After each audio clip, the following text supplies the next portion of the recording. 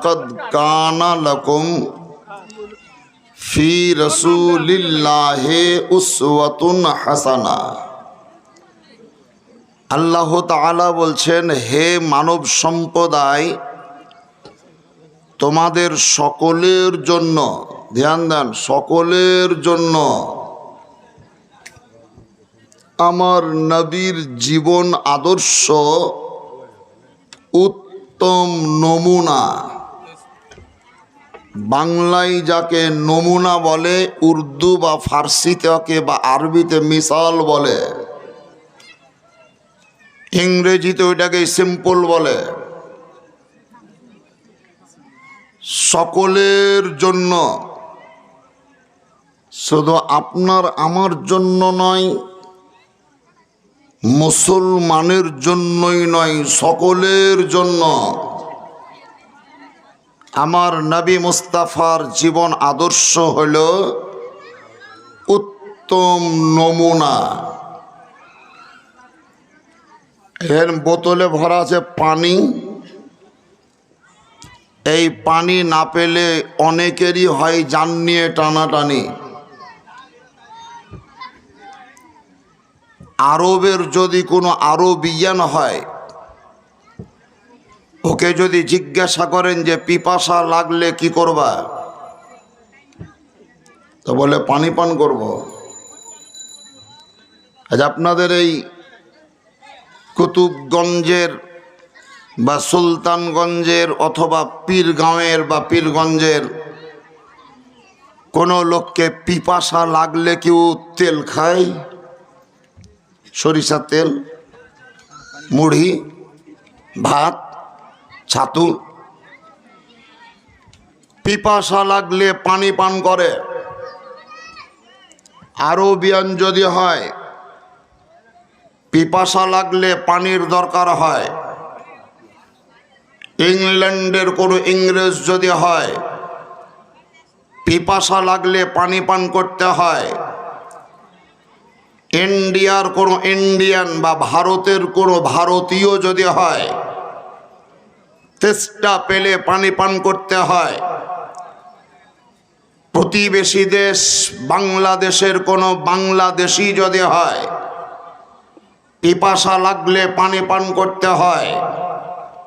মুসলমান হলেও পিপাসার ক্ষেত্রে পানি পান করতে হয়। ইহুদি, নাসারা, জৈন, খ্রিস্টান, মাজুসি, নাস্তিক, আস্তিক, যে কোনো কাস্টের হোক না কেন বা কাস্টের বহির্ভূত হোক না কেন, পিপাসা লাগলে যেমন পানি পান করতে হয়, ঠিক তেমন বিশ্বের সমস্ত মানব সম্প্রদায়কে আসল মানব রূপে পরিচয় দেওয়ার জন্য আমার নবী মুস্তাফার আদর্শে আদর্শিত হতে হয়। পিপাসা যদি লাগে তাহলে পানি পান করো। প্রকৃতপক্ষের যদি মানুষ হতে চাও তো আমার নবীর দামান ধরো। নবী হচ্ছেন গোটা বিশ্বের জন্য ফরমা। ফরমা বুঝেন? ফরমা। এই সাইডে ইটের ব্যবসা নাই, চিমনি না বাংলা, হাজার হাজার। এই মায়েরা কথা কেন গো? আমি বিদেশি বলে?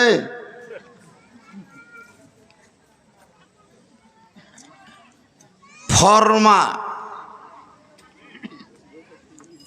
এই ওই ফর্মা থেকেই তো অঙ্কের ফর্মুলা। ফর্মুলা যদি জানা থাকে তাহলে অঙ্ক করতে অসুবিধা নেই। ফর্মুলাকে যদি অন্যদিকে বলেন তাহলে পদ্ধতি বলা যাবে, সিস্টেম বলা যাবে, নিয়ম বলা যাবে, আইন বলা যাবে, কানুন বলা যাবে। ফর্মা বহুত জিনিস, যেমন কেক তৈরি করার জন্য একটা ফর্মা পাওয়া যায়, পাউরুটি তৈরি করার জন্য একটা ফর্মা পাওয়া যায়, ইট তৈরি করার জন্য একটা ফর্মা তৈরি হয় কাঠের।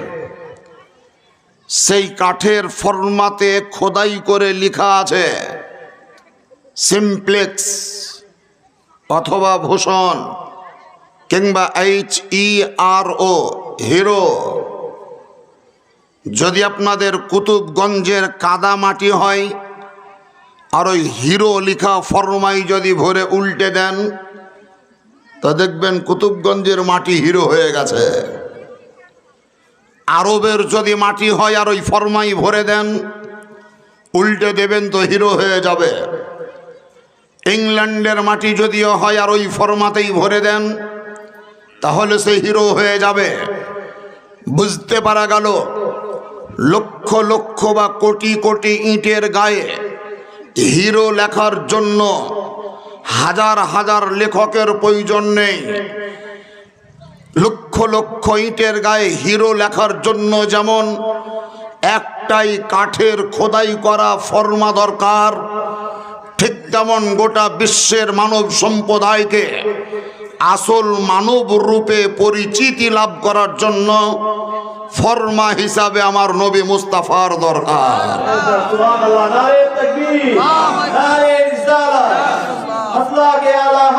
এই কারণে আল্লাহ তাআলা বলেন লাকাদ কানা লাকুম ফি রাসূলিল্লাহি উসওয়াতুন হাসানা। হে মানব সম্প্রদায়, তোমাদের জন্য নয় সকলের জন্য আমার নবী মুস্তাফার জীবন আদর্শ হচ্ছে উত্তম নমুনা।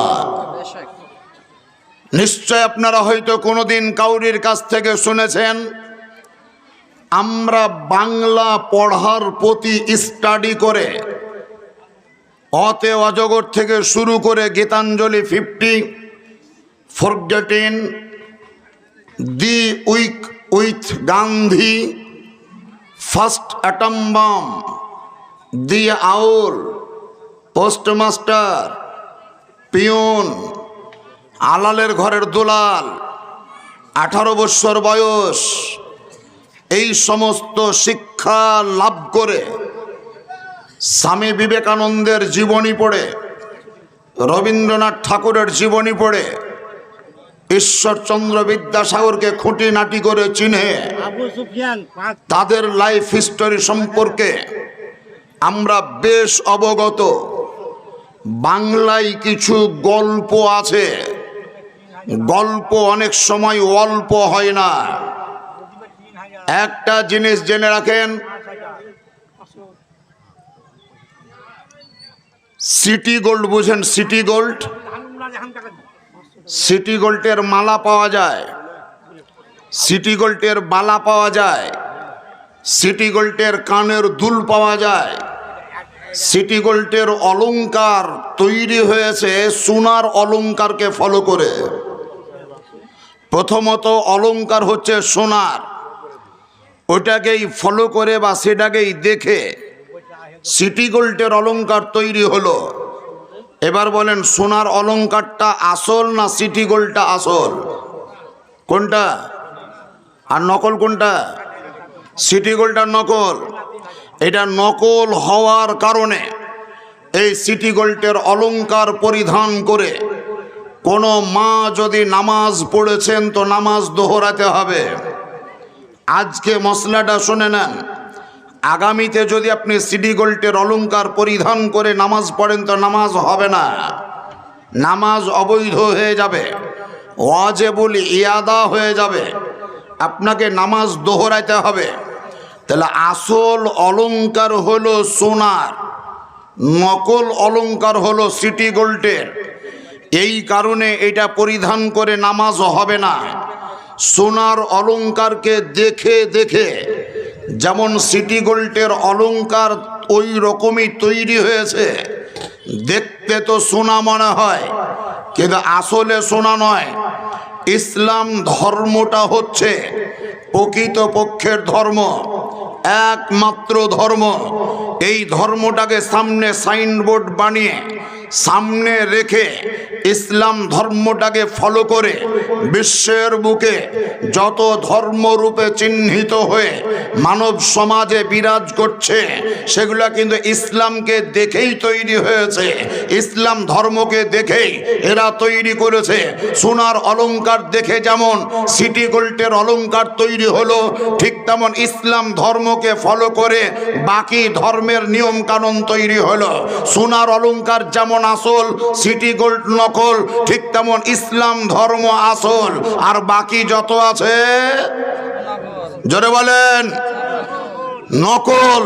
সিটি গোল্ডের অলংকার পরে যেমন নামাজ হবে না, ঠিক তেমন এই ইসলাম ছাড়া বাকিকে মান্যতা দিয়ে জীবিকা নির্বাহ করলে জাহান্নামেই ঠিকানা হবে, কোনোদিনের জন্য জান্নাত পাওয়া যাবে না।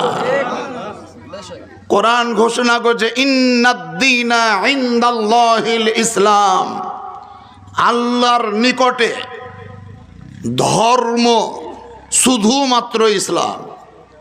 এই আয়াতটির তর্জমা করতে গিয়ে অনেকেরই বাংলা ভাষায় একটু মিস্টেক হয়। মিস্টেকটা কোন জায়গায়? বলছে সব ধর্ম অপেক্ষা ইসলাম ধর্ম উৎকৃষ্ট। এটা একটা পানির বোতল, আর একটা পানির বোতল পাওয়া যায় অ্যাকোয়া, আর একটা পাওয়া যাচ্ছে বিসেলারি। 3 ধরনের পানির বোতল নিয়ে এলাম।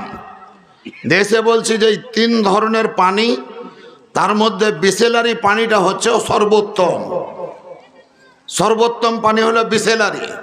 আচ্ছা, এটা সর্বোত্তম হলো, কিন্তু এটা কি পানির বাইরে? এটা পানির বাইরে নয়। অ্যাকোয়া যেটা সেটাও পানির বাইরে নয়, এটাও পানি, এটাও পানি, কিন্তু এটা উত্তম পানি। তাহলে এটাকে পানি বলে মেনে নিলাম, ওটাকেও পানি বলে মেনে নিলাম, এটাকেও পানি বলে মেনেছি। এর মধ্যে উত্তম বললাম। আমিও ছাত্র, ইনিও ছাত্র, উনিও ছাত্র, 3 জনই আমরা স্কুলের ছাত্র। কোনো একজন বলছে এই 3 জনের মধ্যে এই জুব্বা পড়া ছাত্রটা উৎকৃষ্ট। এরা ছাত্রর খাতা থেকে বাইরে গেল না, কিন্তু কোরআন তা বলে না। যদি আপনি বলেন সব ধর্ম অপেক্ষা ইসলাম ধর্ম উৎকৃষ্ট, তাহলে ইসলাম ধর্মকেও যেমন আপনি ধর্ম বলে মান্যতা দিলেন, বাকিগুলাকেও ধর্ম বলে মেনে নেওয়া হলো। বোঝা গেল না? ইসলাম ধর্মটাকে যেমন ধর্ম বলে মেনে নিয়েছেন, বাকিগুলাকেও ধর্ম বলে মেনে নেওয়া হলো। কিন্তু কোরআন কি তা বলে? কোরআন বলছে ইন্নাদ-দীনা ইনদাল্লাহিল ইসলাম। এই আল ইসলামে যে আলিফ লাম আছে, এই আলিফ লামটি হচ্ছে আলিফ লামে মারেফা। এখানে তর্জমা হবে একমাত্র, শুধুমাত্র, কেবলমাত্র। এর সঠিক তর্জমা যদি শুনেন, নোট করে রাখবেন, আল্লাহ তাআলার নিকটে ধর্ম শুধুমাত্র, কেবলমাত্র, একমাত্র ইসলাম। আমরা এখানে যতজন আছি তার মধ্যে মাওলানা আশফাক সাহেব হচ্ছেন একমাত্র মুফতি, একমাত্র আশফাক সাহেবই মুফতি। তার মানে উনি মুফতি বলে প্রমাণিত হলেন। বাকি কি? একমাত্র যখন বলেন তখন বাকিগুলা নেগেটিভ, বাকিগুলা নেগেটিভ। কোরআন তাই বলছে ইন্নাদ-দীনা ইনদাল্লাহিল ইসলাম, আল্লাহর নিকটে একমাত্র ধর্ম ইসলাম। তার মানে বাকিগুলা নেগেটিভ, নগর্থ, মাইনাস পয়েন্টে। যা হোক বাবাজিরা, আল্লাহ রব্বে কায়নাত আপনাদের আমাদেরকে জ্ঞান দিয়েছেন, কিন্তু ইসলামিক জ্ঞান না থাকার ফলে নকল জ্ঞানকে আমরা প্রাধান্য দিয়ে থাকি। যেমন একটি গল্প পড়েছিলাম আমি উচ্চ মাধ্যমিকে যখন পড়ি, higher secondary, HS higher secondary. বাংলায় উচ্চ মাধ্যমিক বলে, ইংরেজিতে এইচএস। এইচএস মানে হায়ার সেকেন্ডারি, ফুল ফর্ম হলো হায়ার সেকেন্ডারি, কম সংক্ষিপ্ত নাম হলো এইচএস। তখন একটি গল্প পড়েছিলাম। কোনো একটি লোকের নাম ছিল চাঁদ সদাগর, তার স্ত্রীর নাম ছিল সনকা। এই চাঁদ সওদাগর আর সনকা দুইজনের দাম্পত্য জীবনের মিলনে একাধিক পুত্র সন্তান। এই পুত্র সন্তানগুলার মধ্যে সবই মরছে ধীরে ধীরে, বাঁচে না। কেন বাঁচে না? তো যে মনসার বাইনা ছিল তুমি আমার পূজা করো, চাঁদ সওদাগর জিদ আইলা ছিল, জিদ আমি তোমার পুজো করব না। ধীরে ধীরে সন্তান মরে মরে মরে যায় মরে যায় মরে যায়।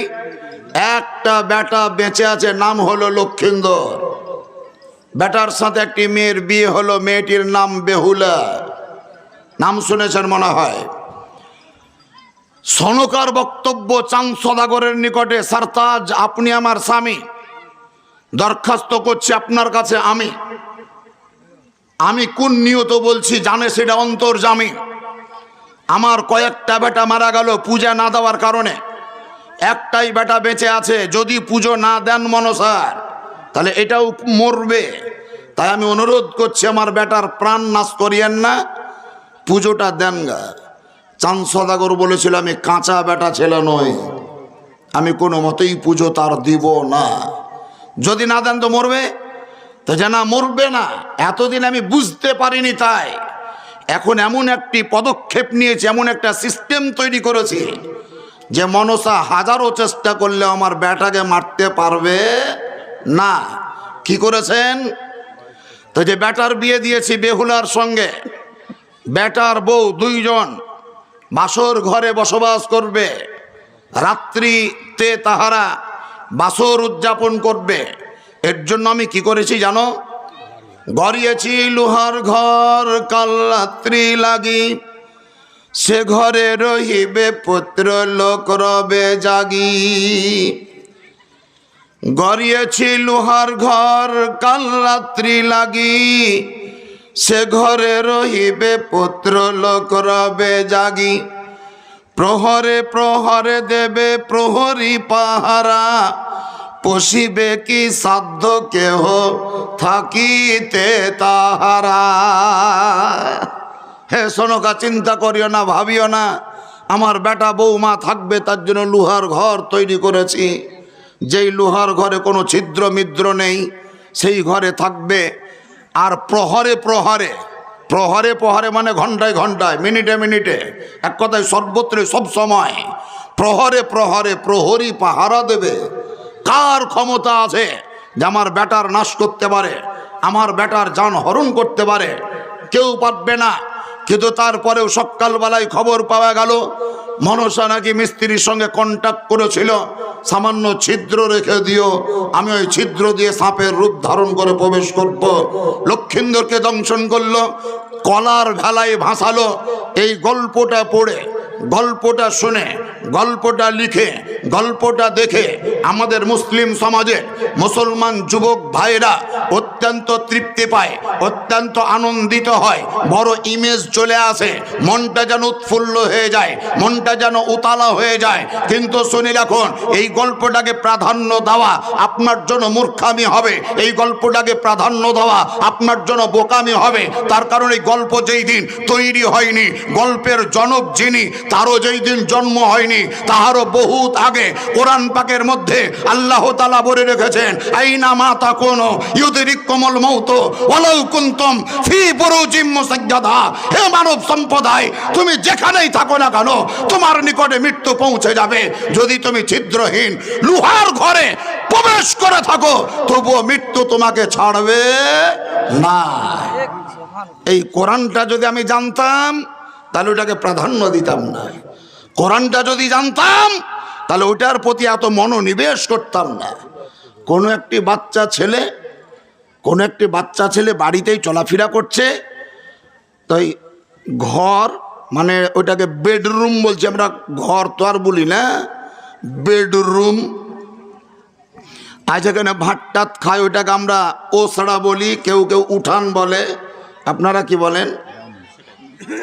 কি বলছেন? বারান্দা না ওসড়া না উঠান? কি হ্যাঁ? ও বাবা, ওসড়া বলে, উঠান বলে। কিন্তু এখন ওইটা বাদ, এখন হলো ডাইনিং। ডাইনিং রান্নাশাল হেঁচাল ঘর, রান্নাশাল হেঁচার ঘর। রান্নাশাল বলতে বলতে চুল দাড়ি পেকে গেল, বুদ্ধিও হারিয়ে গেল। এখন আবার টেটুরা টেটুরা মাধ্যমিক ফেল মায়েরাও বলছে কিচেন রুম, কিচেন রুম, হাইরে রুম। এই বেডরুম আর ডাইনিং রুম আর কিচেন রুম, এতেই মানুষের ধরছে না আর আসল ঘুম। শুনে রাখুন, এই যে ডাইনিং রুম, যেটা বাচ্চা ছেলেটা থুথু ফেলছে তাই ডাইনিং রুমের ওপরে, আগনাতে নয়, ওপরেই ফেললো। তোর মা ঠাস করে একটা চর মারল। ওর মা চর মেরেছে ছেলেটাকে দিয়ে, বলছে বেয়াকুফ নাদান, তো এখানে থুথু ফেললি, জানিস না এখানে থুথু ফেলতে হয় না? বৈকালবেলায় 5:45 ওই সিরিয়ালটা দেখিসনি? ওর মায়ের উদ্ধৃতি দেখেন, উদ্ধৃতিটা শুধু বুঝেন। 5:45 যে সিরিয়ালটা রেগুলার দেখিস, ওই সিরিয়ালে দেখতে পালি না ওই বাচ্চাটা ঘরের ভিতরে থুথু ফেললো, তোর মা মেরে দিল? তার মানে ঘরে থুথু ফেলা যেমন অন্যায়, ডাইনিং রুমেও থুথু ফেলা অন্যায়। দেখলি না সিরিয়াল? এ মা, তুমি বাচ্চাটাকে শিক্ষা দিচ্ছ ঠিক, কিন্তু তোমার উদ্ধৃতি ভুল। বুঝতে পারলেন না? শিক্ষা দিচ্ছ ঠিক, উদ্ধৃতি ভুল। উদ্ধৃতি যদি দিতে চাও, মুসলমান যদি হতে চাও, সিরিয়ালের উদ্ধৃতি দিও না, কোনো নেতার উদ্ধৃতি দিও না, কোনো কপড়া কোম্পানির উদ্ধৃতি দিও না, কোনো প্লেয়ারের উদ্ধৃতি দিও না।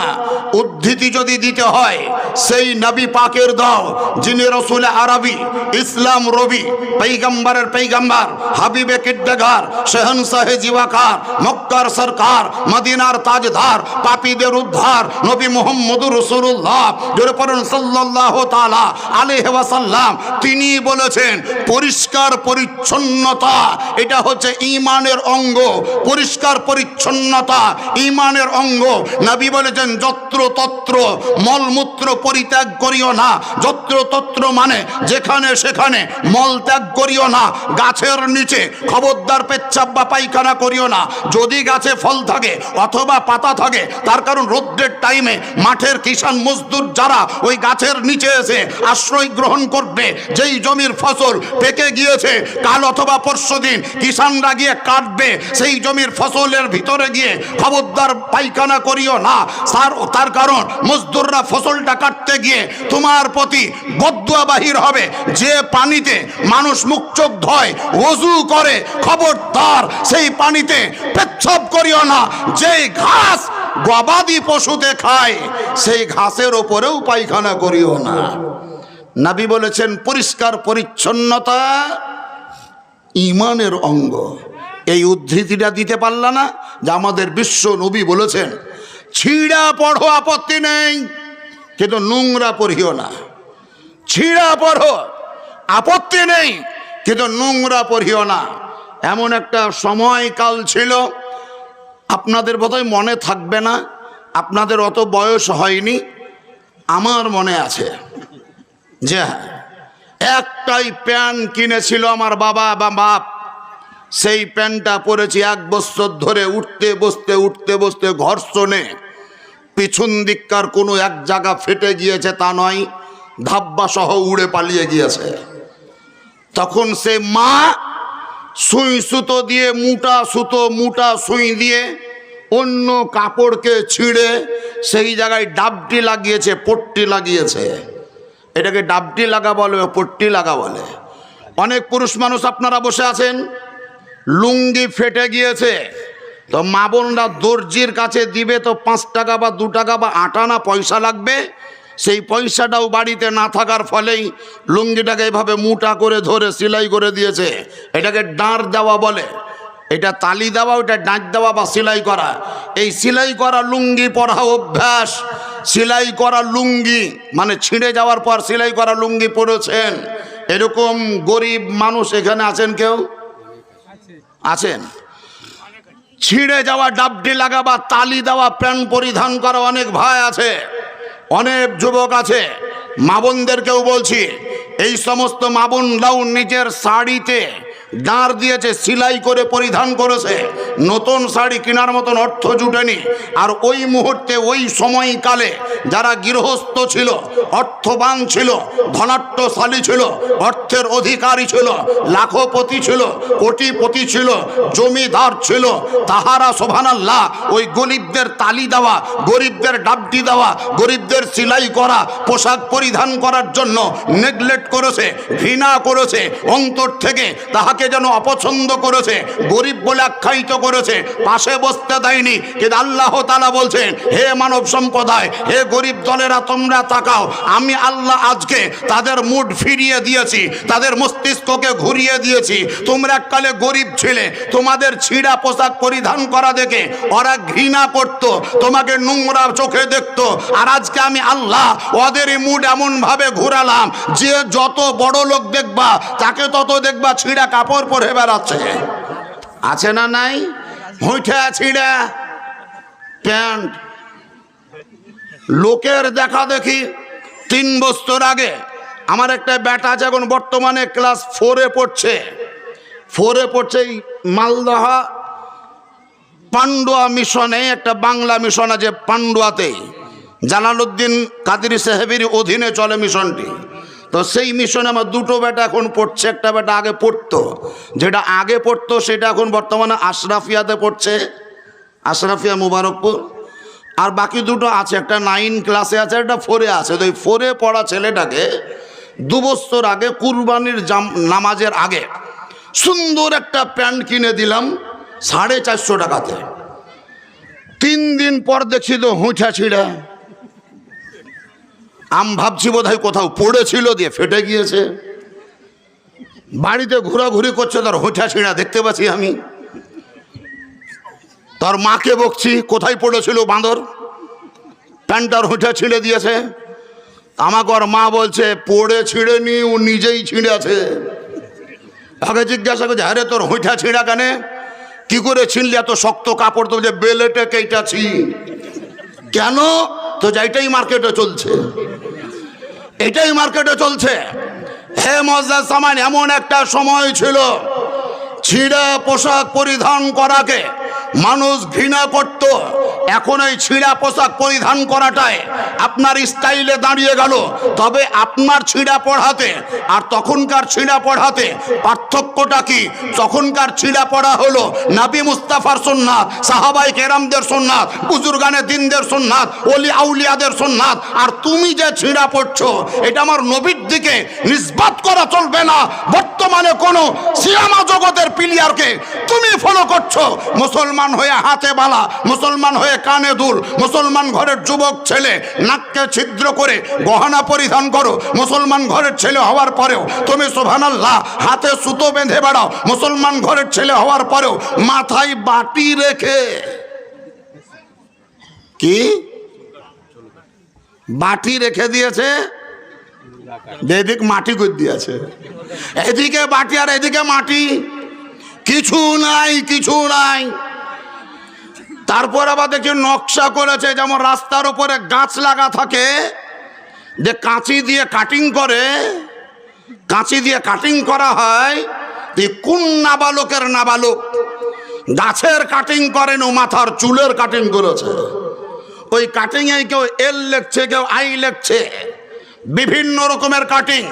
এই বান্দরামি কাট চুল যারা কাটো, এই বাঁদর কাট যারা কাটো, তাদের উদ্দেশ্যে বলছি শোনো, এইরকম চুল জিন্দগিতে কোন নবী ও রাসূলের জীবনীতে পাবা না, সাহাবায়ে কেরামদের জীবনীতে পাবা না, তাবেঈনদের জীবনীতে পাবা না, শুহাদায়ে কেরামদের লাইফ হিস্টোরিতে পাবা না, সুলফুস সালেহিনদের জীবনীতে পাবা না, গাউস পাকের জীবনীতে নেই, খাজা গরিবে নামাজের জীবনীতে নেই। যেই চুল কাটা তোমরা অভ্যস্ত করেছ, এটা কোনো মুসলিম সমাজের ভালো পথ প্রদর্শক যারা এদের নয়, বরং দুনিয়াবি কোনো ফিল্ম স্টারের প্লেয়ার অথবা ক্রিকেট জগতের কোনো প্লেয়ার অথবা ফুটবল জগতের কোনো প্লেয়ার অথবা ক্রিকেট তোমার কবাডি জগতের কোনো প্লেয়ারকে ফলো করেছো, আজকে মেসেজটা নিয়ে যাও। যাহাকে তুমি ফলো করে বাটিকার চুল কেটেছো, যাহাকে ফলো করে হাতে বালা পড়ছো, যাকে ফলো করে কানে দুল পড়ছো, যাকে ফলো করে সুবহানাল্লাহ এরকম লেলিন কাট দাড়ি রাখছো, যাকে ফলো করে হাতে বালা বেঁধেছো, যাকে ফলো করে হাতে সুতো পিঁধেছো, সে তো জাহান্নামে যাবে, তোমাকেও নিয়ে যাবে। আর নবী মুস্তাফার সুন্নাতের উপরে আমল করে সময়ে নেড়া হওয়া, সময়ে ছোট চুল রাখা, সময়ে কানের ঝুলপি ঢেকে গর্দন পর্যন্ত চুল রাখা, এই সুন্নাতি চুল যদি রাখো নবী মুস্তাফার ওসিলায় জান্নাতি হয়ে যাবে।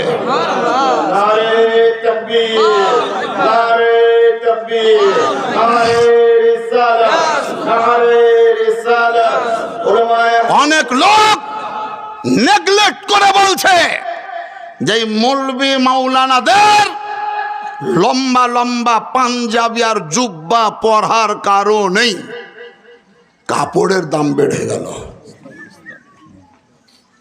আমিও নাছোড় বান্দা এক মাস্টারকে বলেছিলাম, যদি আপনার ধারণা এটাই হয় যে মৌলবি মাওলানাদের লম্বা লম্বা পাঞ্জাবের জুব্বা পরার জন্য কাপড়ের দাম বাড়লো, তা আপনাদের মতন লোকের দাড়ি চাঁচার কারণেই বেলেটেরও দাম বেড়ে গেল। আপনি ওইটা কমান, আমরা এটা কমাবো। কত চাঁচবে, কত পরিষ্কার করবা? দাড়ি চাঁচা শরীয়তের দৃষ্টিতে হারাম, দাড়ি রাখা সুন্নাতে মুআক্কাদা, করিবুল ওয়াজিব। হে মুসলিম সম্প্রদায়ের যুবক ভাইয়েরা, দাড়ি রাখো নবী ও রসুলদেরকে ফলো করে। পাঞ্জাবি পাঞ্জাবি আমি পরিধান করে আছি, জুব্বা পরিধান করেছে, আর নিচে আমার একটা পায়জামা পরা আছে। খরার টাইম, বৈশাখ মাস, এখানে অনেক মুরব্বী চাচারা বসে আছেন। 20 রাকাত তারাবির নামাজ পড়তে গিয়ে যখন যখন 4 রাকাত নামাজ হয়ে যেত, তাই তারাবি নামাজের দুয়াটা পড়তো 3 বার করে।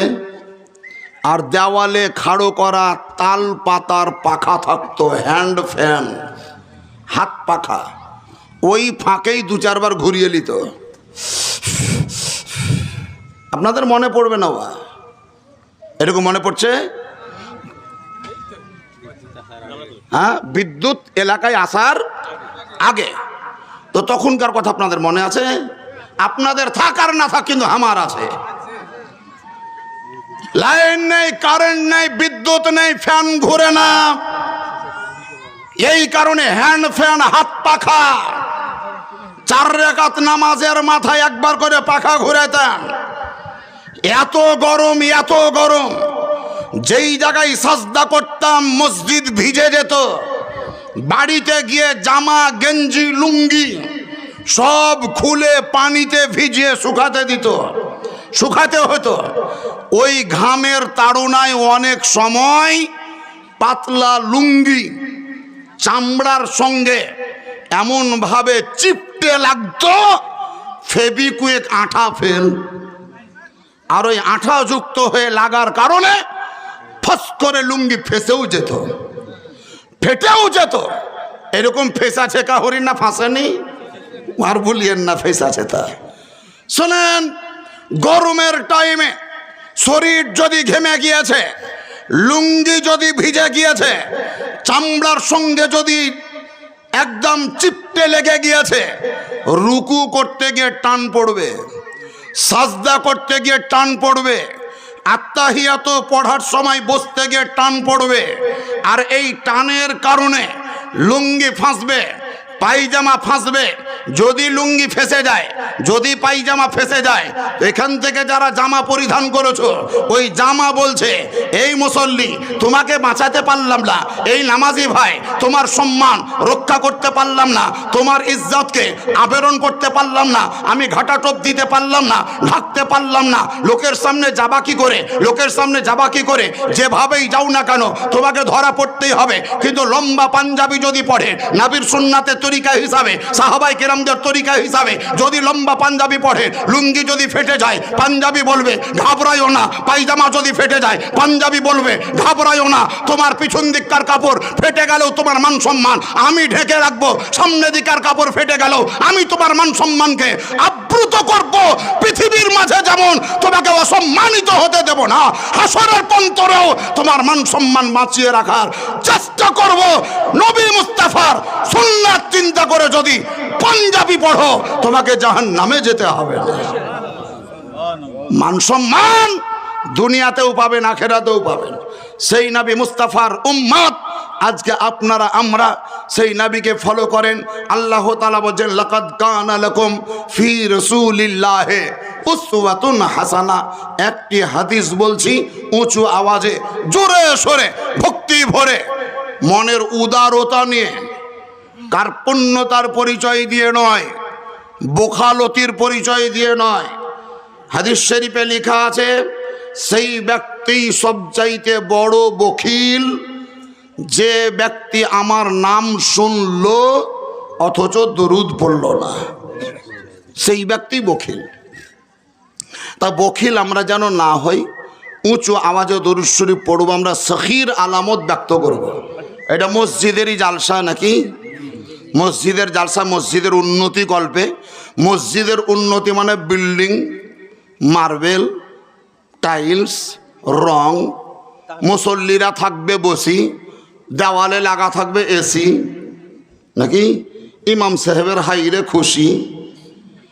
মাঝে মধ্যে বলছে আমি জানা তানা মসজিদের ইমাম লয়, এসি লাগা মসজিদের ইমাম। এসি লাগার মসজিদের ইমাম হোক আর কুলার লাগা মসজিদের ইমাম হোক, মসজিদ চিকুন যতই করেন, মানুষের দিল যদি চিকুন না হয় তাহলে মসজিদ চিকুন করে লাভ হবে না। মসজিদ চিকুন পরে করেন, আগে নিজের মনটাকে চিকুন করেন। মসজিদে ইমাম সাহেব নামাজ পড়াচ্ছেন, মুক্তাদিরা পিছন কাতারে দাঁড়িয়ে আছে, তারপরে একটা কাতার হয়েছে, দুটো লাইন ফুলফিল, ভালোভাবে ধ্যান দেন, দুটো লাইন ফুলফিল একদম ভরপুর পূর্ণ, কিন্তু ডান দিকে অথবা বাম দিকে একটা লোক দাঁড়ানোর মতন জায়গা খালি আছে, প্লেস ফাঁকা আছে। পিছনে একজন মুসল্লি গেল নামাজ পড়তে জোহরের টাইমে, ডান দিকে দাঁড়াবো মনে করলেও দাঁড়াতে পারত, বাম দিকে দাঁড়াবো মনে করলেও দাঁড়াতে পারত, কিন্তু ডান দিক বাম দিক কোনো দিকেই না দাঁড়িয়ে আই অ্যাম দি স্টেট, আমি সর্বের সেরা, আমি 100, একাই দাঁড়িয়ে গেল। আচ্ছা, একাই দাঁড়িয়ে যাওয়াটা আপনারাই বলেন ওর কি উচিত হলো? ওর উচিত ছিল হয় ডান দিকে দাঁড়ানো অথবা বাম দিকে দাঁড়ানো। মাওলানা আশফাক সাহেব সালাম ফিরিয়ে দেখছেন, তাই লাইনে জায়গা থাকা সত্ত্বেও লোকটা পিছনে একাই।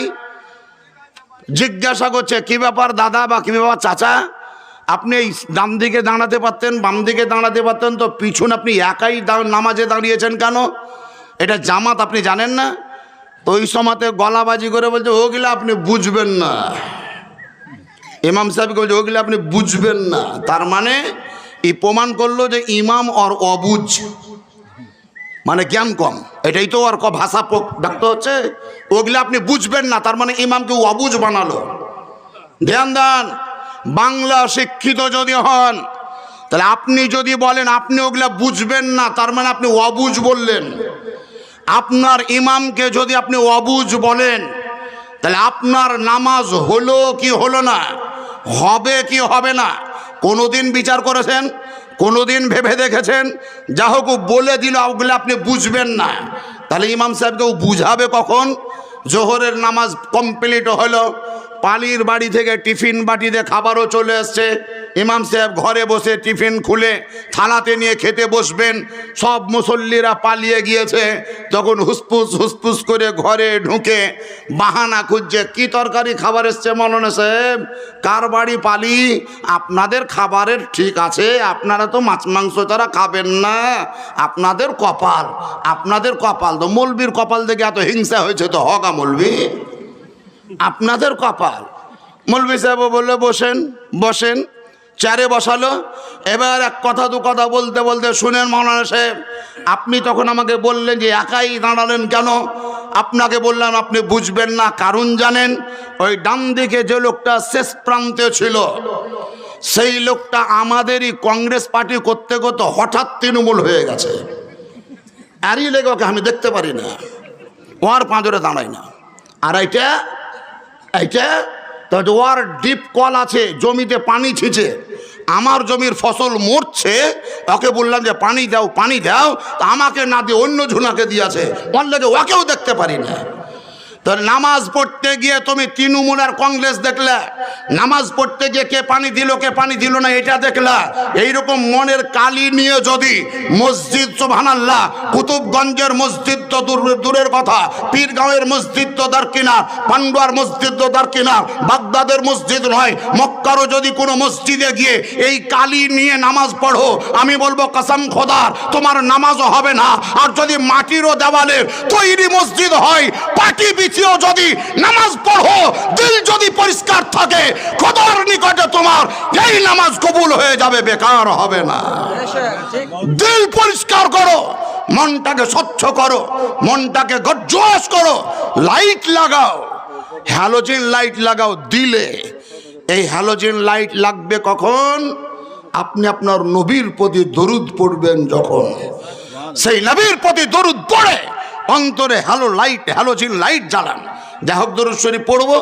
মসজিদের জন্য বহুত কাজ বাকি আছে। জনাব আলহাজ মফিজউদ্দিন সাহেব, সুবহানাল্লাহ, তিনি 20,000, তারপরে 22,000, তারপরে সফারির চাপে পড়ে 35,000। আবার যদি কেউ চেপি চুপি ধরে তো বোধহয় বাড়তেও পারে। আর ওই দিক থেকে কোন হাজি সাহেবের বিটি, কি নাম শুনলাম, সারিয়া খাতুন নাকি, সারিয়া বোন, হাজি সাহেবের বোন মনে হয়, তা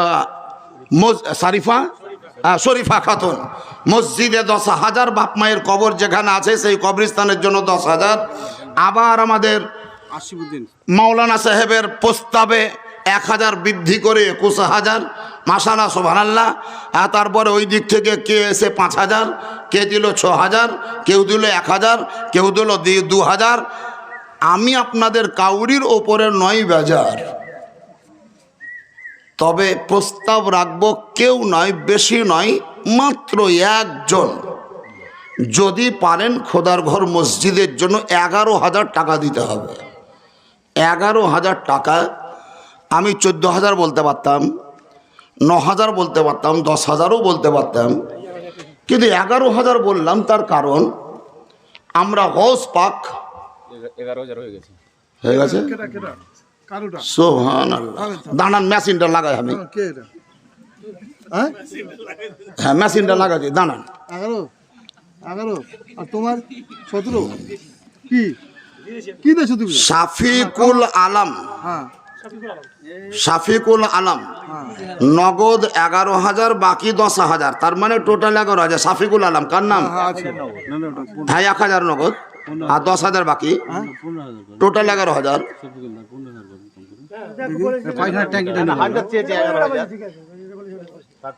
ও তো চাকরি করে না, এ তো চাকরি করে। তো এনার নাম তো শাফিকুল নয়। না না, ওর ভাই। তো ওর ভাই তো, ভাই তো চাকরি করে না জামাই আপনার? হ্যাঁ, সুবহানাল্লাহ, চাকরি করে। তো কি নাম ওনার বলেন। ও তো বলছি, আপনি বলেন, আমি বলবো কেন? হ্যাঁ বলছি, যে বলার জন্য তো এসছি। তো যাই হোক, শাফিকুল আলম, তিনি সুবহানাল্লাহ 11,000। আর এটা হচ্ছে মাসদার আলম, কুতুবগঞ্জ বাড়ি। এই দেখেন এসছে আপনার জামাইয়ের নাম। বলিয়েন না, হ্যাঁ, নাম অ্যামাউন্টটা বলিয়েন না। সাবিকুল বেকার, সামান্য কন্ট্রাক্টারি করে, বুঝলেন? আর আমার জামাই চাকরি করে। কিসে চাকরি? আরে প্রাইমারি চাকরি করে গো, প্রাইমারি বেতন বেশি লয়, বেশি নয়, 35,000 40,000 কম বেতন। ও তো দুধ কিনতেই ফুরিয়ে যায়, ঘুরিয়া যায়। মাস শেষ হবে না, ওর বেতন শেষ। হ্যাঁ, তো যা হোক, মাসদার আলম, বেশি করে। কুতুবগঞ্জ বাড়ি। হ্যাঁ, উনি বিজনেসও করে, তাহলে তো নিতে হবে। তো উনি লিখেছেন নগদ 2,000, বাকি 3,000, টোটাল হচ্ছে 5,000। কিসের হলো এটা? কি হলো? মাসদার সাহেব, কি হলো এটা? তো উনি লিখেছেন, আমার হাতে তো আর কলম ছিল না, ওনার হাতেই ছিল, উনি লিখেছেন নিজে নিজে, আমি কি করব? ওটা আপনার উপরে তো মাসদার সাহেব আপনারই মানে ওটা ওটি বলেন না। ও না, এই আপনার ব্যাপারটাই ক্লিয়ার করে নি, লোক ক্ষিপ্ত হয়ে গেছে আমার উপর। না না, ওই সাফিকুল বেকারের ছোট একটা কন্ট্রাক্টর। হ্যাঁ, না না, অতুল বড়, অতুল বড়। না না, বেশি কিছু না। না তো 11 যখন সাফিকুল দিতে চেয়েছে, তো মাসদারও 11,000ই দাও, ওইটাই করেন, ওইটাই করে দিছি। ওইটাই করেন। বাস। এক সময় যখন আপনার দিকে দৃষ্টিপাত করছে, সুবহানাল্লাহ, তার মানে আপনার প্রতি মানুষ সন্তুষ্ট আছে। দেখেন, যে মায়ের কাছে বাচ্চা দুধ পায়, তার কাছেই তো বাচ্চা আবদার করে। হাজি সাহেবকে চেপে চুপে 35-এ নিয়ে গেলাম, তা আমাদের মাসদার সাহেবকে 5 থেকে 11-তে নিয়ে যেতে পারবো না? খুব হবে, ইনশাল্লাহ হয়ে গিয়েছে। আর হাজি সাহেবের জামাই, সুবহানাল্লাহ, হবে না মানে জানা তানা ঘরে জামাই লয়। হাজি সাহেব আপনার নিজের জামাই? না না, ও ভাইয়ের জামাই, যা পাড়া পড়োশের জামাই, অঞ্চলের জামাই, মাশাআল্লাহ, সুবহানাল্লাহ, অঞ্চলে নয়, বংশের জামাই। আমাদের জানা মাসদার আলম সাহেব 11,000 টাকা। জোরে তো বলা নারাই তাকবীর, আরো জোরে নারাই তাকবীর, নারাই রিসালাত। জনাব শফিকুল আলম সাহেব 11,000 আর মাসদার আলম সাহেব 11,000, দুইজন হলো। 3 নাম্বার আপনারটা দেন, কি নাম? নুরুদ্দিন, খুব ভালো নাম, সুবহানাল্লাহ। নুরুদ্দিন আলেবুল ইলিম এসছে মানে নবীর মেহমান। আপনি যদি আজকে দুনিয়াতে কেপিএস মাদ্রাসাকে ফলো করে এই নবীর মেহমানের খিদমত করেন, ইনশাআল্লাহুল আজিজ, হাসরের প্রান্তরে আপনি আমার নবী মুস্তাফার শাফাতের শামিয়ানার নিচে আশ্রয় পেয়ে যাবেন। সুবহানাল্লাহ, সুবহানাল্লাহ। আপনি যে বললেন, এটা এটা আমারই ভাই অবশ্য। হ্যাঁ, তো আপনি যে বললেন 11,000 করে দুজনা হলো, জি, 3 নম্বর চেয়েছিলাম। নাম্বার চাইছে। আমার ভাইটা খুব খুশি হয়ে, আমার ভাইটা খুব খুশি হয়ে বলছে যে আমিও 3 নম্বর। সুবহানাল্লাহ, সুবহানাল্লাহ। এই দেখেন আমাদের রওশন জামান ভাই, হাজি সাহেবেরই ভাই। শাফিকুল আলম হচ্ছে জামাইয়ের ভাই, আর মাসদার আলম হচ্ছে জামাই।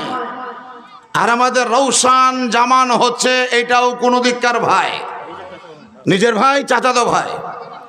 3 নম্বরে 11,000 টাকার দাতা চেয়েছিলাম, তাই উনি কোনো জায়গায় আছেন, হাজি সাহেবের মাধ্যম দিয়েই মেসেজ পাঠিয়েছেন, হুজুরকে গিয়ে বলে দেন আমি খুব সন্তুষ্ট, খুব খুশি।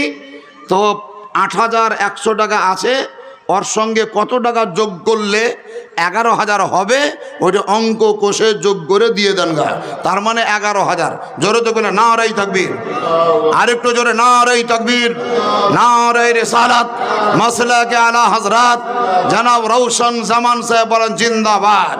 শাফিকুল আলম আর আমাদের মাসদার আলম, আর এই দেখেন হয়ে গেল রওশন জামান, 3 জন 11 করে, 3 11 33, কিন্তু আমি করতে চাই 5 11 55। তার কারণ লি খামসাতুন উতফি বিহা হাররাল ওয়াবা ওয়াল হাতিমা আল মুস্তাফা ওয়াল মুরতাজা আবনাহুমা ওয়াল ফাতিমা। পাক পঞ্জাতন আপনারা শুনেছেন, নবী মুস্তাফা, খাতুনে জান্নাত ফাতেমাতুজ জাহরা, হযরতে আলী এবং ইমামে হাসান ও হুসাইন রাদিয়াল্লাহু তাআলা আনহুম আজমাইন, ইনাদেরকে পাক পঞ্জাতন বলা হয়। তাই আর 2 জন ব্যক্তির নিকটে প্রস্তাব রাখবো, মায়েদেরকে বলবো, মায়েরা, একজন কোনো মায়ের পক্ষে যদি 11,000 দেওয়া সম্ভব না হয়, হ্যাঁ অনেকজন পারবেন। মাওলানা সাহেবদের বা হুজুরদের বক্তব্য যে মায়েদের মধ্যে অনেক মা আছেন, যেমন ওই শারিফা খাতুন একজন মেয়ে মানুষ, সুবহানাল্লাহ, ও 20,000 নয় 21,000 টাকা দেওয়ার ওয়াদা করেছে। আপনাদের মধ্যে কেউ 11,000 টাকা দিতে পারবেন? এরকম অনেক মা আছেন। আমি প্রস্তাব রাখলাম, যদি মনে প্রভাব পড়ে, আপনার দিলে যদি আসর হয়, অবশ্যই আপনি অ্যাকসেপ্ট করবেন এবং এই প্রস্তাবটাকে সমর্থন করে আপনি আপনার বাপ মায়ের ইসালে সবের উদ্দেশ্যে, রুহের মাগফিরাতের নিয়তে, আত্মীয় স্বজনের কবর জান্নাতে রূপান্তরিত যেন হয়, এই মনস্কামনা নিয়ে আপনি দান দিবেন। আল্লাহ তাআলা যেন দান করার তৌফিক দান করেন। উঁচু আওয়াজে বলুন আল্লাহুম্মা আমিন। এমাদুর রহমান সাহেব, হাজি সাহেবের ভাই। একজন সভাপতি এমাদুর রহমান, নাই নাই, সভাপতি বাদ, এটা আলাদা এমাদুর রহমান। এর আগে একটা পেয়েছি সভাপতি এমাদুর রহমান 1,000 টাকা দিয়েছেন। আর ইনি হচ্ছেন আলাদা এমাদুর রহমান, উনি নগদ 1,000 টাকা দিয়েছেন। সাহেবের ভাই, ওই হাজি সাহেব। ওই হাজি সাহেব, সুবহানাল্লাহ, মফিজউদ্দিন হাজি সাহেবের ভাই। এমাদুর রহমান 1,000 টাকার দাতা, লেখা হয়ে গিয়েছে খাতা, নগদ দিয়েছে টাকা। জোরে তো বলে নারাই তাকবীর, নারাই রিসালাত। যাই হোক, দুরূদ শরীফ পড়ার জন্য বলছিলাম, একবার দুরূদ শরীফ পড়ার। আল্লাহুম্মা سيدنا مولانا محمد وعلى آل سيدنا وعلى سيدنا مولانا محمد সাজিয়া জগৎ গুরু মা আমিনার ঘরেতে কে এলো রে মোর বুকে, সাজিয়া বিশ্বগুরু খোদার পথ দেখাতে কে এলো রে মোর বুকে। 360 খোদার যদি থাকতো কোন ধর্ম, খোদাই খোদাই দ্বন্দ্ব লেগে বন্ধ হতো কর্ম। এক খোদার মর্ম, এক খোদার মর্ম মানুষকে বুঝাতে কে এলো রে মোর বুকে, সাজিয়া জগৎ গুরু মা আমিনার ঘরেতে 1500 নেস মোহাম্মদ কে এলো রে মোর বুকে। এদের কাউরির নাম হয় দোস মোহাম্মদ, এটার নাম হলো নেস মোহাম্মদ। 1500 টাকা। তিনি 500 টাকা নগদ দিয়েছেন, 1,000 টাকা পরে দেবেন, টোটাল হলো 1500 টাকা। 1500 টাকার দাতা নেস মোহাম্মদ সাহেব, দাউদ সাহেব 500 টাকা নগদ, 500 টাকা বাকি। সাহেব শামসুদ্দিন সাহেব, সুবহানাল্লাহ। এদের 500 টাকা যিনি দিয়েছেন, এনার নাম শামসুদ্দিন। আর আমার পরে যিনি বক্তা হিসাবে বক্তব্য রাখতে আসবেন, তিনারও নাম হলো মোহাম্মদ শামসুদ্দিন। খুব সুন্দর, খুব ভালো নাম। অত্র এলাকায় প্রভাব আছে আমাদের হুজুর শাইখুল হাদিস মাওলানা মুফতি, সুবহানাল্লাহ, আদর্শবান বক্তা, জ্ঞানের ভান্ডার বক্তা, হাদিসের পণ্ডিত বক্তা। এত হাদিসের পণ্ডিত হওয়ার পরেও, নূরফোন বাবা নূর ফান বাবা 1,000 টাকা, এত হাদিসের পণ্ডিত হওয়ার পরেও প্রতিটি কথায় কথায় তিনি তাফসীর পড়তেন, হাদিস বলতেন। তারপরেও উনি কোনোদিন কাউকে বলেননি যে আমার হ্যান্ডবিলে নাম লেখার সময় নামের আগে মুফতি লেখিও। কিন্তু সুবহানাল্লাহ, আজকাল মসজিদে আজান দেওয়া মুয়াজ্জিন ও আল্লামা ও মুফতি। মুফতির বহার এত ব্যাপক হয়ে গেল যে আসল মুফতিদের মান সম্মানটাই যেন কমতে শুরু হলো। সবাই মুফতি, শুধু স্টেজে উঠেছে না মুফতি হলছে ও, তাতেও সূরা ফাতিহা মাখরাজের সঙ্গে পড়িতে পারুক আর না পারুক। তালাকে রাজিঈ কাকে বলে মশলার হাল করতে পারুক আর না পারুক, স্টেজে উঠে বক্তব্য রাখতে পারছে তার মানে মুফতি। এটা সর্বসাধারণের ব্রেন। কিন্তু শুনুন, জনাব মাওলানা আবুল কাসিম সাহেব সুবহানাল্লাহ আদর্শবান বক্তা। আমার জ্ঞানে, আমি ওনার ছাত্র হিসাবে বলছি, আমার জ্ঞানে তিনার মতন বক্তা আদর্শবান দ্বিতীয় আর আমার চোখে পড়ে না, দ্বিতীয় পাওয়া যায় না। আর মনে হয় পাওয়া যাবে কিনা বলাও যাচ্ছে না, তবে মনে হয় পাওয়া যাবে না। যাক, ওনারই স্মৃতি, তিনারই সুসন্তান, তিনারই যোগ্যতম একটি পুত্র, যার স্মৃতিকে অক্ষুণ্ণ রাখার জন্য আপনাদের অত্র এলাকায় প্রভাব ফেলেছে জনাব মাওলানা শামসুদ্দিন মিসবাহি সাহেব। তার বক্তব্য পূর্বেও শুনেছেন, আজকেও শুনবেন। তারও বক্তব্যে তার পিতার কিছু ভয়েস আছে, কিছু ঢাঁচ আছে। বাপ কা বেটা সিপাহী কা ঘোড়া কুছ নেই তো হোগা থোড়া থোড়া। বয়স যখন হবে ঠিক ওই ভলিউমটাই ফিরে আসবে, এটা আমার ধারণা। হুজুরের ভলিউম তার কাছ থেকে পাওয়া যাবে, মানে জনাব মাওলানা শামসুদ্দিন সাহেবের কাছ থেকে, এবং বক্তব্যের ঢাঁচটাও ঠিক ওই টাইপেরই। তাই তার বক্তব্য শ্রবণ করার জন্য আপনাদেরকে অনুরোধ করব। আমাদের নেস মোহাম্মদ ভাই 1500 টাকা দিয়েছেন, তার মধ্যে 500 বাকি, 500 নগদ, 1000 বাকি। আর আরেকজন দিয়েছেন 1000 টাকা নগদ, 1000 টাকা বাকি। আর সোমানা শামসুদ্দিন সাহেব দিয়েছেন 500 টাকা নগদ। দেন টাকা। হ্যাঁ, নূরফোন বাবা 1000 টাকা। আচ্ছা, হ্যাঁ, আমার ভাতিজি ডিলার শামসুদ্দিন, আমার দাদা, আমার বড়, তার মেয়ে শিউলি 10,000 টাকা, 100 টাকা নগদ, আর 9,900 টাকা বাকি দিয়ে দিল। যা হোক, আমাদের হাজি সাহেবের বড় ভাই ডিলার শামসুদ্দিন সাহেব, হ্যাঁ হ্যাঁ, ওর মেয়ে। তার অনেক কয়টা বিটি, তার মধ্যে ছোট বিটির নাম শিউলি। না, ছোট লাই, এটা কত বড়? এটাই লাগছে বড় লাই রে। বড়টা, বড় বিটিটার নাম শিউলি। ভালো নাম কিছু আছে রে? থাক গা, ওইটাই থাক না। দাঁড়ান, হ্যাঁ, আমাকে বলতে দেন, আপনি তো বলে শেষ করলেন, এবার আমি বলি। জনাব ডিলার শামসুদ্দিন সাহেব আমাদের হাজি সাহেবেরই বড় ভাই।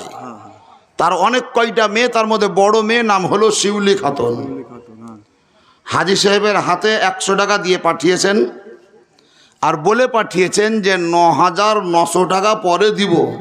তার মানে কত হলো? 10,000 হয়েছে না? এই 100 টাকা নিয়ে 10,000 হয়েছে। কিন্তু আমি 10,000 টাকার তো পর্বে নেই, আমি তো 11,000-এর পর্বে আছি। আমাকে দিতে হবে, আমি রাজি হয়ে গেছি। তো আপনি রাজি হয়ে চলে এসছেন? রাজি হয়ে চলে এসেছি, বলা যাবে না। ঠিক আছে, মেলাই আছে। কিন্তু খুব ভালো, কিন্তু যদি বিটিটা নিজে নিজে আবার রাজি হয়ে যায়। ওর বেটা বহু আলাদা দিয়েছে, কিন্তু হ্যাঁ, ওর বেটা বড় বেটা বহু আলাদা। যা হোক, 11,000 তিনজন পেয়েছি। শাফিকুল আলম, মাজদার আলম, আরেকটা আমাদের রৌশন জামান, আর দুটো চাহিদা ছিল আমার। তো এটা যখন 10 পর্যন্ত চলেই গিয়েছে, তখন আর ওর বেটা বহু দিয়েছে 2,000। যাক, দিলে দিবে, না দিলে না দিবে। সুবহানাল্লাহ। শিউলি খাতুন, দোগ্গার না দোগ্গাওয়ার নামে 11,000 টাকাই লিখলাম। যা হবে হবে। এবার আপনি বুঝেন গা। আমার বেটিটা ভালো। হ্যাঁ, ভালো বেটি, যে বাপ ভালো তো বেটি ভালো হবে না? জামাইটাই খুব ভালো। হ্যাঁ, জামাইও ভালো, জামাইয়ের মাও ভালো। সুবহানাল্লাহ। ইনশাআল্লাহ। যাই হোক, শিউলি খাতুন, হ্যাঁ, জানি না বুবু কোথায় আছে। এতে 10,000 টাকার নিয়ত করেছিল, কিন্তু খাতায় 11,000ই বসাইলাম। দায়িত্ব দিবে, না দায়িত্ব না দিবে, কিন্তু মন বলছে দিবেই। দোয়া হয়ে যাবে। হ্যাঁ, দোয়া তো হবেই হবে। হ্যাঁ, 11,000ই করবো, 11,000ই দোয়া করবো। রৌশন জামানের 8,100-তে দোয়া করিনি, ওয়েটিংয়ে রেখেছিলাম। হ্যাঁ, তো শিউলিটাকে ওয়েটিংয়ে রাখলাম, এটাও থাকলো ওয়েটিংয়ে। দোয়া হলো 11,000-এ হবে। ওইখানে বক্তা আছেন, সুবহানাল্লাহ, তকবীর, নারায়ে তাকবীর। পুরুষ মানুষ যারা আছেন একটু উঠে দাঁড়িয়ে যান আর হেঁটে হেঁটে সামনে চলে আসেন, বেশি তো নাই, সামনে চলে আসেন। নারাই তাকবীর, নারাই তাকবীর, নারাই রিসালাত, মাসলাক আলা হযরত জনাব মাওলানা শামসুদ্দিন সাহেব, জনাব মাওলানা শামসুদ্দিন মিসবাহি সাহেব। নারাই তাকবীর, নারাই রিসালাত। চলে আসেন, সামনে আসেন। আবার ফার্স্ট বেঞ্চে চলে আসেন, ফার্স্ট বেঞ্চে, ফার্স্ট বেঞ্চে আসেন। হ্যাঁ হ্যাঁ, ফার্স্ট বেঞ্চে চলে আসেন। হ্যাঁ, লাস্ট বেঞ্চ বাদ দিয়ে দেন। ফার্স্ট বেঞ্চ মানে সামনে, সামনে এসে বসেন। দরুদ শরীফ পড়ছিলেন, দরুদ শরীফ পড়েছি, গজলটা শুনে নেন। এবার উঁচু আওয়াজে সুবহানাল্লাহ বলেন। মানুষ হয়ে মানুষ কিনে দাস করে রাখে, জানের ভয়ে দাস তারে প্রভু বলে ডাকে। দাস দাসী হইতে, দাস দাসী হইতে স্বাধীনতা দিতে কে এলো রে মোর বুকে সাজিয়া জগত গুরু জ্ঞানের আলো দিতে কে এলো রে মোর বুকে। যা হোক বাবাজিরা, বক্তব্য আমি শেষ করার মুড নিয়েছি। তবে একটি জিনিস বলবো, মাস্টার সাহেব বলেন আর হাজি সাহেবই বলেন আর যে কোনো লোক বলেন, আবদার করা চলে কিন্তু জবরদস্তি করা চলে না।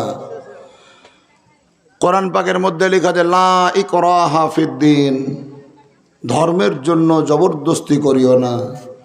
উর্দু ভাষায় কেউ বলেছে জো দে খুশি সে মাঙ্গো উসি সে, জো দে খুশি সে মাঙ্গো উসি সে, যে নিজের ইচ্ছায় খুশি হয়ে দিবে তার কাছেই চাহো, যে দিবে না ওর কাছে যদি চাহো তো নির্যাতন করা হবে, পুলিশে অ্যারেস্ট করবে, কত যে জরিমানা লাগবে তা ঠিক নাই। যাই হোক বাবাজিরা, আল্লাহ রব্বে কায়নাত আপনাদেরকে মেধা দিয়েছে, জ্ঞান দিয়েছে, বিবেক দিয়েছে। আমরা বিবেক সম্পূর্ণ মানুষ, এই বিবেক নিয়ে দুনিয়াতে চলাফেরা করছি।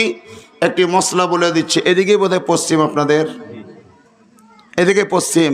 এখানে এসে এশার নামাজটা আমি পড়লাম, এদিকে মুখ করেই পড়লাম, তার মানে কাবা শরীফ এদিকেই আসে নাকি? এই দিকে জেনে শুনে পা লম্বা করে শুয়া চলবে না। এই দিকে মুখ অথবা পিঠ করে পায়খানা পেচ্ছাপ করা চলবে না।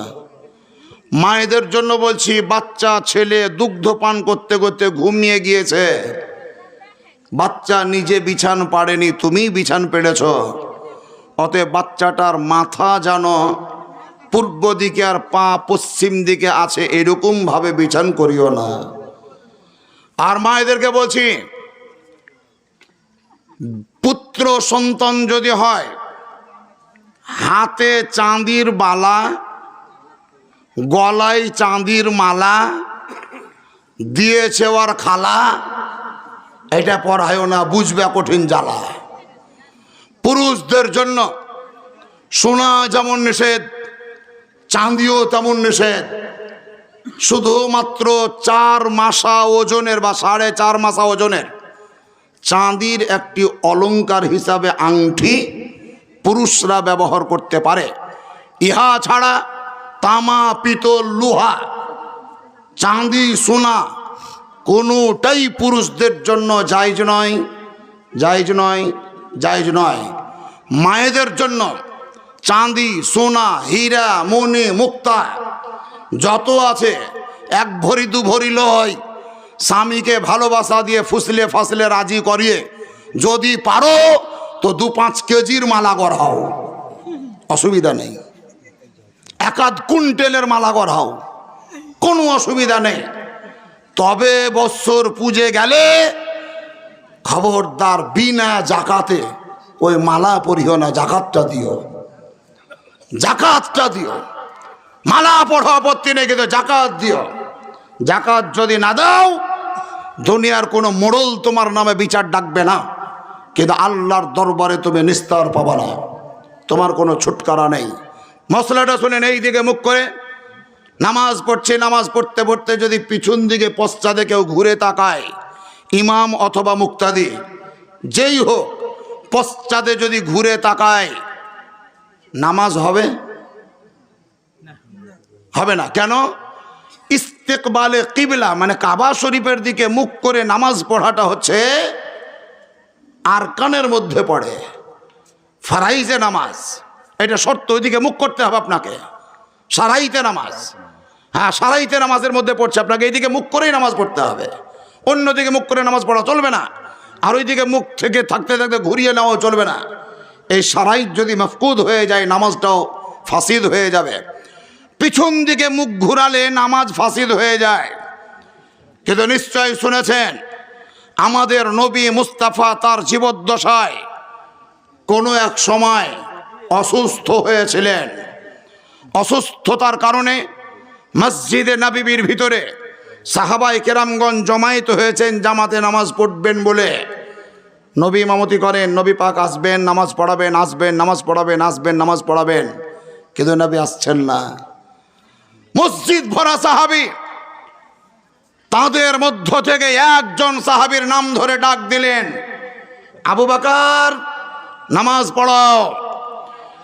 সাহাবায়ে কেরামগণ নিজের নিজের জায়গায় সকলেই যোগ্য, দক্ষ, বিজ্ঞ, সকলেই সম্মানিত, কিন্তু তারপরেও অতগুলা সাহাবীদের মাঝে আবু বকর সিদ্দিকের নাম উচ্চারণ করে ইমামতির দায়িত্ব দেওয়াতেই প্রমাণিত হয় যে আবু বকর সিদ্দিক হচ্ছেন আফজালুস সাহাবা। সমস্ত সাহাবীদের মধ্যে আবু বকর সিদ্দিক হচ্ছেন আফজাল। নামাজ পড়াও। আবু বকর সিদ্দিক নামাজ পড়াতে লাগলেন। নবীর ওয়াফাতের পূর্বে তিনি এক এক করে 17 ওয়াক্তের নামাজ পড়িয়েছেন। কত ওয়াক্তের বললাম? 17 ওয়াক্তের নামাজ পড়িয়েছেন। কোনো এক ওয়াক্তের নামাজের ঘটনা, আবু বকর সিদ্দিক নামাজ পড়াচ্ছেন, নবী সুস্থতা অনুভব করে কোনো সাহাবীর ঘাড়ে হাতের ভর দিয়ে এক প্যাক পরে মসজিদে ঢুকলেন। মসজিদে ঢুকে গেলেন। আবু বকর সিদ্দিক নামাজের অবস্থাতেই আছেন। পশ্চাতে মানে পিছন কাতারে যারা ছিলেন তারা জানতে পারলেন নবীর আগমন ঘটেছে। আবু বকর সিদ্দিককে জ্ঞাত করাতে হবে, জানাতে হবে, মেসেজ দিতে হবে, খবর দিতে হবে। মুখে আওয়াজ করে তো খবর দিতে পারবে না। এই কারণে হাত বাঁধা অবস্থায় ডান হাতের আঙুলগুলাকে চেড়ে বাম হাতের পেটির উপরে ভাবে বাড়ি মেরেছিলেন। এই বাড়ি মারাতে একটা আওয়াজ তৈরি হলো। আওয়াজ তৈরি হওয়ার কারণে আবু বকর সিদ্দিকও জানতে পারলেন যে নবী মুস্তাফার আগমন ঘটেছে মসজিদে। যখন তিনি জানতে পারলেন যে নবীর আগমন ঘটেছে, তখন তিনি সম্পূর্ণরূপে পশ্চাতে মানে পিছন দিকে মুখ ঘুরিয়ে তাকালেন। তাকিয়ে কি দেখলেন? ফারাআ রাসূলুল্লাহ সাল্লাল্লাহু আলাইহি সাল্লাম। তিনি এত ঘুরলেন, এত তাকালেন যে আমার নবীকে দেখতে পেলেন। গোটা বিশ্বের মুসলমানের জন্য ফতোয়া, কিবলার দিকে মুখ করে নামাজ পড়তে পড়তে পশ্চাতে যদি তাকাও নামাজও হবে না। কিন্তু হে আবু বকর, তুমি কিবলার দিকে তাকিয়ে নামাজ পড়তে পড়তে পশ্চাতে তাকিয়েছো, তোমার নামাজ ভঙ্গ হবে না। তার কারণ দুনিয়ার লোক তাকিয়ে দেখলে দেওয়াল দেখতে পায়, আর তুমি যখন নামাজ পড়ছিলে সামনে কাবা ছিল আর পিছনে কাবারও কাবা, নবী মুহাম্মদুর রাসূলুল্লাহ ছিল। সেই নবী সম্পর্কে কোরআন বলছে, লাকাদ কানা লাকুম ফি রাসূলিল্লাহি উসওয়াতুন হাসানা। হে মানব সম্প্রদায়, তোমাদের সকলের জন্য আমার নবী মুস্তাফার জীবন আদর্শ হচ্ছে উত্তম নমুনা, উত্তম নমুনা, উত্তম নমুনা।